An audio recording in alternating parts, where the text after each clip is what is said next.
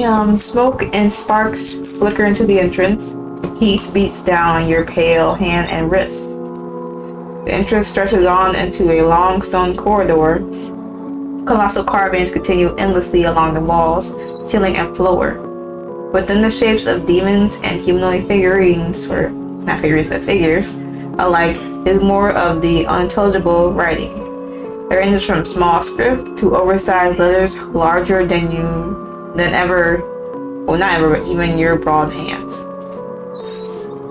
No existing stones, lanterns, or other sources of light can be seen. It's terribly dark ahead, and you know your light is limited. Here, boy. Ray bounced towards you with his tail wagging happily. You pat the side of your leg, then lead a hand in front of his nose. Follow me. Keep your nose out for trouble. Your companion drops all pretense of play and follows you obediently as you walk into the ruins. Within minutes of leaving the surface behind, darkness becomes intense. Countless pieces of rubble litter the floor. Without a source of light, you will be in serious trouble.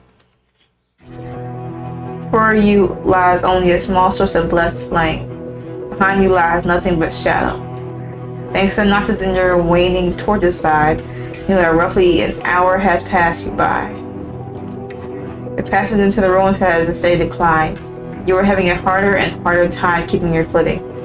Soil is getting softer and moister, and more moss grows thickly along the walls. The ruins and carvings here appear as if they had just been created. Sharp edges and crisp detail make it look as though the passage has been untouched by ravages of time herself. Ray seems anxious as you continue walking. You know better than to ignore him. There are no signs of any human life, but through examination of the walls and floor, it does reveal that something is living down here. Spiders? Only due to the light of your torch can you detect any of the small and thin webs. With your deeper procession comes a deeper and thicker series of webs. For long, it's impossible to find your footing. Ray struggles to step among the carpet of small spiders and their densely woven work. A few of the arachnids and their nest have already caught up on your boy's coat. Thankfully, you're certain that the passage opens up ahead. If you can find some way to cut through these webs. Melt the webs, it seems more effective. Spider's web is made of silk, which can be very constrained depending on the spider's question. By the looks of the dense webs before you, the spiders you are dealing with are more substantial than most. Back. Your boy whines but obeys your command, retreating down the hall until he is out of your sight and away from the webs. Stay, Ray. Holding your torch as far from you as you can, you kneel and place the flame to the dusty webs. Scent of burning hair and skin floods the enclosed passageway, while the webs surrounding your torch melt in an instant. To the naked eye, it seems that no fire spreads, but the same heat that's been radiating on your hand transfers through the webs into a huge radius of the surrounding area, including onto where you're standing. You want to retract your torch quickly, but the webs surrounding your ankles and feet feels as if they're caught fire. Whines and whimpers carry down the hall as you try to quickly step back, praying that your socks and trousers have protected you from any blisters and burns. Ray is all too familiar with when you've been hurt and now wants to rush your side, but he dutifully stays put. Biting down on your lip, a silent prayer goes out to mercy as you check your scarred, pale skin for injury. The skin is inflamed and sensitive to the touch, but should heal quickly enough even if it's left well alone. Good boy, your boy. The strength in your voice redoubles as you look to a partially cleared path. There are a few patches of stone that were absent of webs that stopped the spread of the flame. Keep your torch aloof, take your time to burn the webs as you go. Extreme caution is taken to not start a larger fire or to hurt yourself again as you carve a clear path forward. The grip on your mace and torches tightens up upon reaching an opening in the passage. A colossal chamber stands before you. Dense red webs are strung from the high and smooth ceiling down to the mossy floor below. A slight descent blocks most of the branching pathways that rise and fall in the cavern from view. So far as you can tell from your poor vantage point, there is a sharp ascent to your right, but no light to speak of. Your exits are too dark to discern, so you slowly venture forward. There appears to be no life or additional features in the cavern, save for the density of the web's deeper end.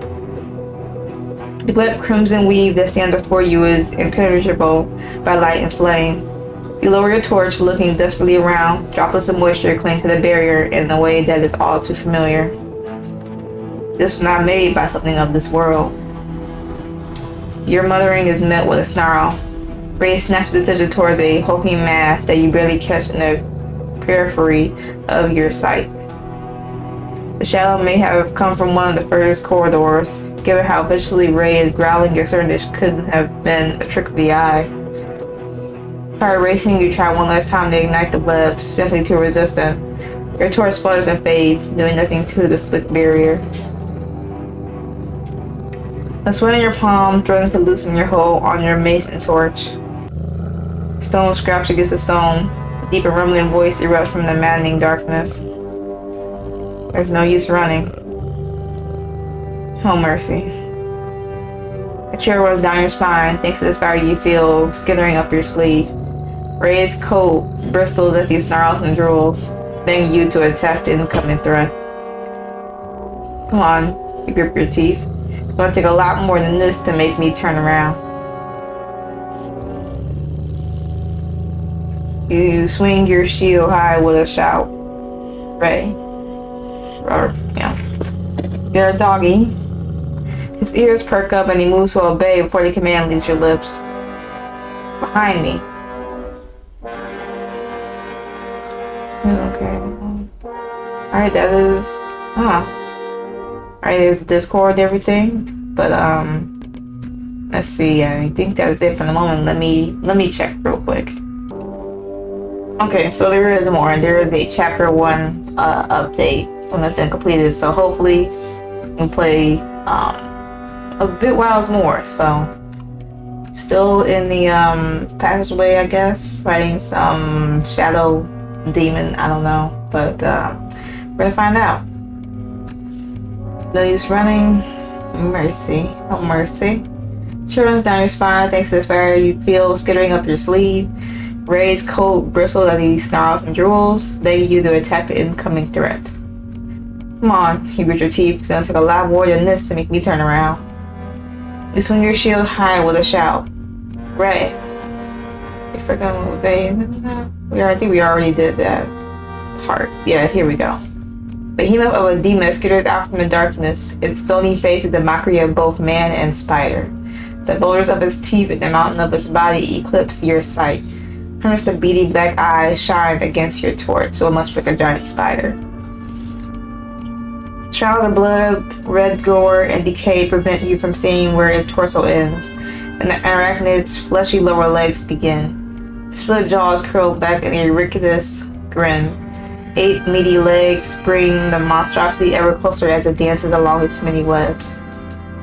Darkness takes hold as it creeps up above you, a ray covering the ceiling with impossible dexterity and speed. Kneeling down, shield high, you fight to not retch at the odor of rot. Ray has yet to move from behind you. You'll die before letting this demon get so much as a glimpse at him. Good boy. They drip a Ray's saliva is the only sound for many long moments. While he bares his teeth, he rarely tears through the flesh of rock-like to protect you. The sight of your boy slowly fading into darkness makes you realize what the demon has been waiting for. Your torch is running out. It pains you to do so, but you take your eye off the demon and Ray for the briefest of moments to get another torch from your backpack. You can't afford to be in complete darkness. Stale air rushes forward as the colossal demon lunges to attack. Many embers on your torch threaten to go out. As you engulf in darkness, you let loose a single shout. Ray. He faithfully leaps in front of you while you light a new torch with the remnants of the old. All that can be heard is a hound snarling. Teeth gnash ahead of you for excruciatingly long moments. Embers are soaked into flames. Casting your light ahead and bringing up your shield once more to the challenge thanks to how severely you're shaking. Raises the head in the cavern, bound in webs and biting aggressively at his bonds. Righteous anger has you scream at the demon and take a bold step forward. What have you done? A wave of terror hits you as you realize that you've lost your temper. You nearly drop the torch, but you try to cover your mouth. At the sight of your panicked demon's laughter takes on the likeness of an avalanche. Yet the only boulders that fall are the teeth that slowly descend from the ceiling to leer at you. Come and see, the demon drawls, harsh as stone and sickening sweet. Come and see your pet and snarl like so many before. Keep coming deeper into my web. See how far your heroism takes you. Tears roll in your eyes. Mercy, forgive your language, but no one touches your dog.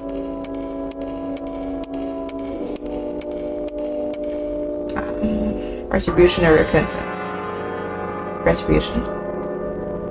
Tears in your eyes, starting to spill over as the demon taunts you. You feel like a child again, like a little boy in Pontos who was bullied and beaten so many times before. You think back to your parents' teachings and how they cautioned you so many times against praying to gods for trivial matters. Fear was on them each and every time they warned you. They tried to hide it, but they knew all along what you were capable of.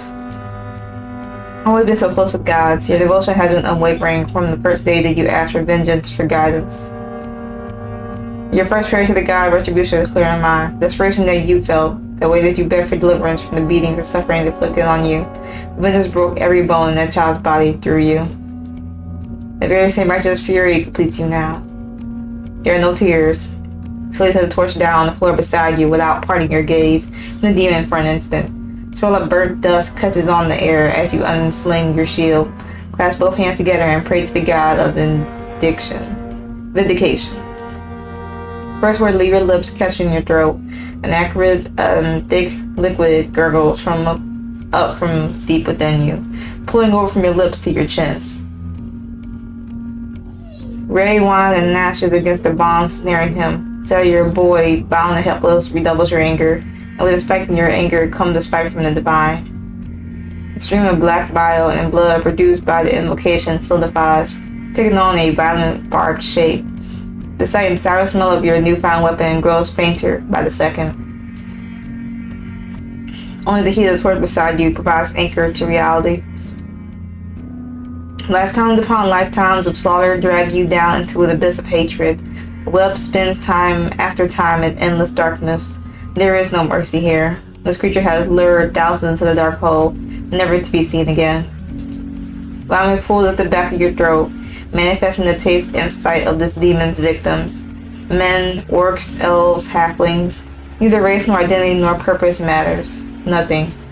Save for the time before becoming a demon. Okay. A time of life, a deep love of violence. Passion for slaughter, a sharp and quick fall beyond the abyss, into the abomination that is now. There is something more. You feel the call of the catalyst. A scream rips itself out from your throat, choked by the flood of liquid pain that's been steadily produced by the invocation.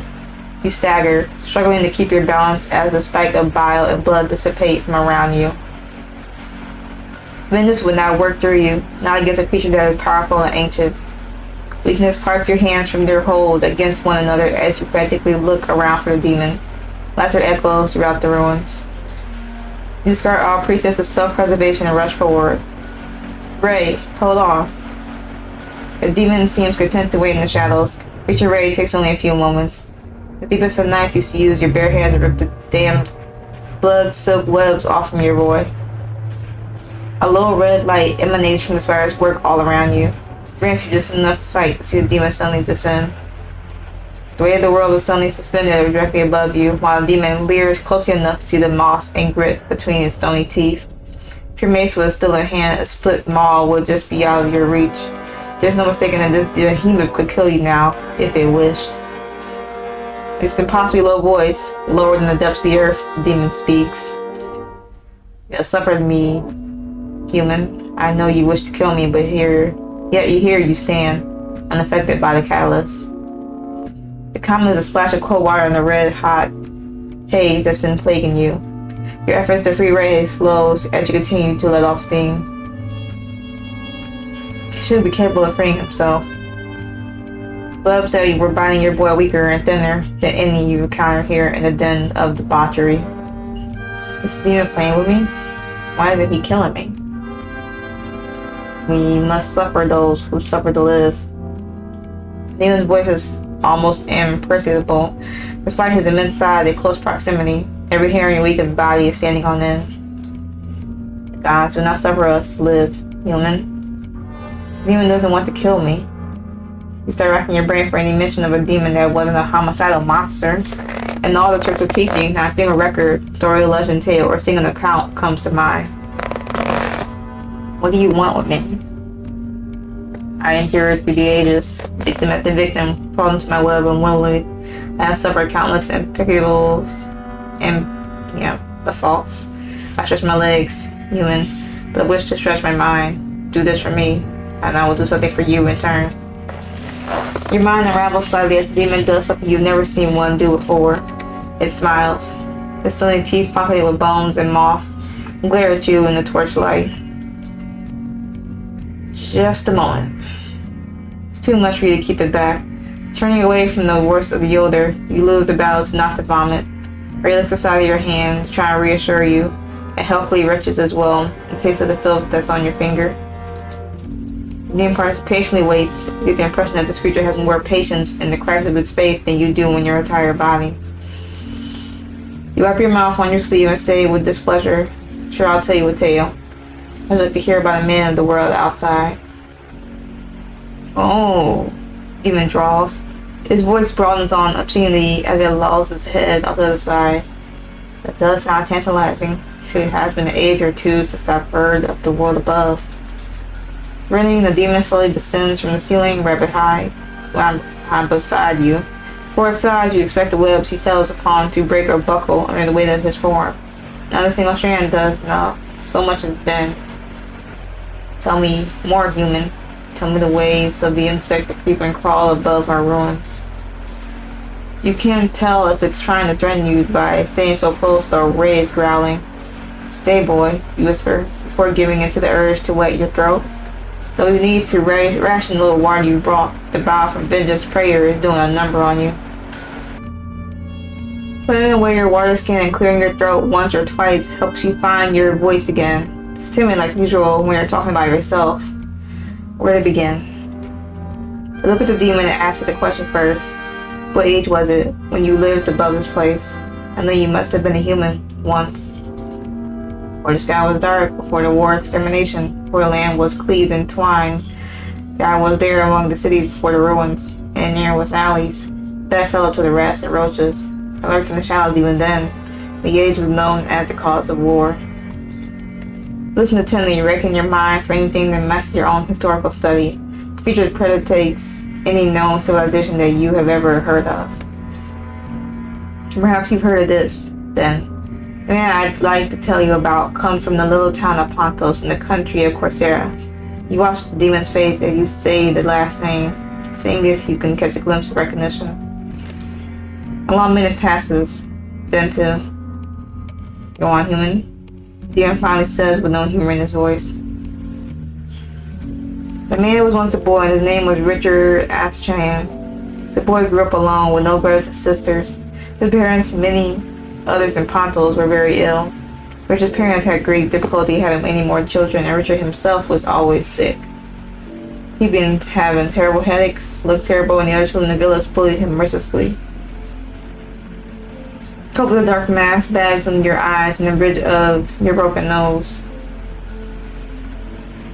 Richard's parents confirmed their boy by teaching him about the only good in this world, the gods. Worship agriculture, goddess who bestowed bountiful harvests on those who were devoted to her. But in land of Coursera worship other gods too. Churches of each member of the pantheon protected the land and tried to save the people from themselves. Where reverence seizes you, there was a storm who fights often with agriculture. Richard was taught of the god of flesh and the goddess of spirit when he was sick and tired. His parents argued frequently about whether it was wise to worship one or the other, but he knew it was the wisest to worship all the gods with equal not due diligence but diligence. No matter the merits of balance and equality, some members of the pantheon are given special treatment. You drop your voice to a whisper. Richard was told about the god of dreams each night before he went to sleep. The dream is said to be very creative, worshipped by many bards and craftsmen. A A cold sweat gathers on the nape of your neck. You go. And there is the goddess of time, who is rarely spoken of, but is feared by many. You may not know a mortality demon, but to many humans, she is to be left to her own devices. The demon is laying its head on two of its spiral-like legs, like a child listening to a fairy tale. Picture is deeply unnerving, enough to give you a pause. Well, demon impatiently waves one of its legs at you. Go on. Okay, see. I'm not in the way, so that's good. Vengeance, the top, storm on the right, mercy, flesh, spirit, agriculture, dream, and can't read the bottom right. Richard loves the gods. He asked his parents countless times to teach him how to pray about their symbols and how to please them. The last one is time. He hoped visiting with the edge of the torch surely can be seen in the absence of light. He hoped that they could make him strong. His parents always cautioned him against calling on the gods for aid. They warned him that the gods were just, and that was why mercy. Your fidgeting intensifies. The goddess of compassion is worshipped primarily by the king. He paused again and looked at the demon to explain. King Magnus, the Merciful, rules over the Coursera you see. He favors the Church of Mercy above all others, and they are usually the ones to preach to the populace about the importance of apathy and restraint. Of course, the demon replies, but go on. The last deity that Richard learned from, well, not from, but of, was vengeance. The parents were wary, and rightfully so. Richard did something terrible to one of the boys in the village, thanks to his worship of vengeance. It was clear to Richard that he loved him. Demon doesn't know about your relationship with the gods, let alone how you are blessed by him, or how much vengeance has favored you. Richard knew that he was protected, even when the Church of Mercy came to kill him. You swallowed hard and choked down the thought of your father collapsing to the floor in your home. Torches, pitchforks, blood. Ray looks inside your hand. You can tell how upset you are, even if you're doing your best to hide it. Even the court doesn't recognize the emotion. I may have been turning down here, but I don't want to spend it all waiting, human. What happened next? The church was so impressed that they took Richard. They took him from his parents and they trained him in the ways of mercy. They were very careful to never leave him alone again. Richard grew up never having loved a woman or knowing life in the world outside. What am I saying? Why is this hurting so much? You saw him down next to Ray. He looks at you again. He can kind of lift out from his fur, his oddly cathartic. Feeling picking at painful old memories felt as sweet. You force levity into your tone, give a pain smile to the demon towering above you. But it was good to not be alone, to be among people who cared for me, and to have the gods. You don't catch your slip and continue with the story. I became so strong, unbelievably strong. You're the first demon who's ever challenged me, and I don't even know your name. Those within the ruins have bestowed upon me the moniker Master of Webs. You, Richard, may call me Malamos. His colossal head bows slightly. You slightly nod back. Why am I telling this demon all of this? Why am I having the most human conversation with my life with this abomination? Malamos makes no attempt to move towards you. He seems satisfied with your tale, yet doesn't move to grant you safe passage.